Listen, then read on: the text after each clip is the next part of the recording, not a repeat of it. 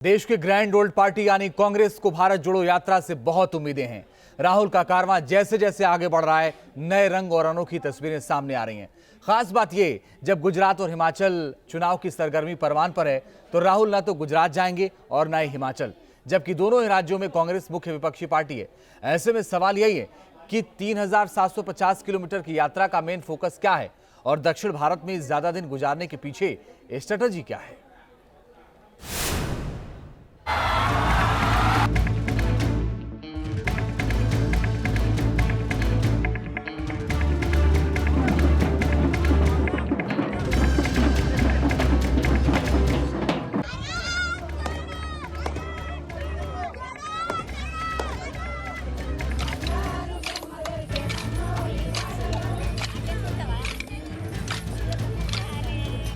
इस यात्रा का लक्ष्य जो बीजेपी और आरएसएस हिंदुस्तान में नफरत और हिंसा फैला रही है, उसके खिलाफ खड़े होने का है।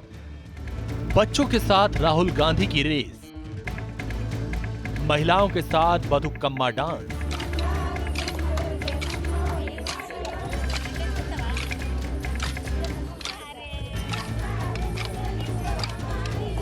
किसानों से राहुल की मुलाकात और उनकी बकरी को कंधे पर बिठाया।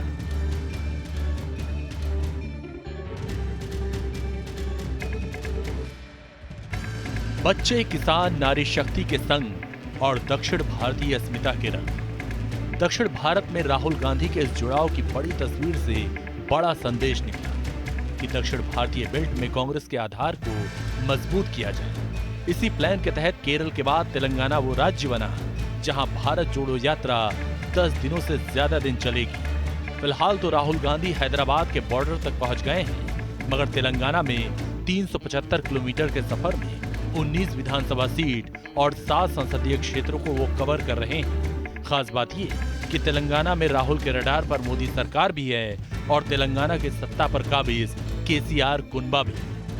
हमारे लिए टीआरएस और बीजेपी एक ही चीज है, ये एक ही सिक्के के दो भाग हैं और ये दोनों एक साथ मिलकर काम करते हैं। ये आपको समझने की जरूरत है। ये एक दूसरे की मदद करते हैं। दिल्ली में टीआरएस उनकी मदद करती है और तेलंगाना में बीजेपी इनकी मदद करती है।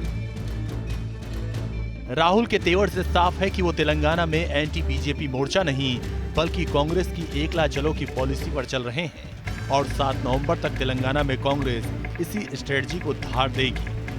भारत जोड़ो यात्रा का रूट मैप देखें तो ये भी लाउड एंड क्लियर हो जाता है कि राहुल इन इलाकों में ज्यादा पसीना बहा रहे हैं जहां बीजेपी कमजोर है या फिर कांग्रेस कड़ी टक्कर दे सकती है। कांग्रेस के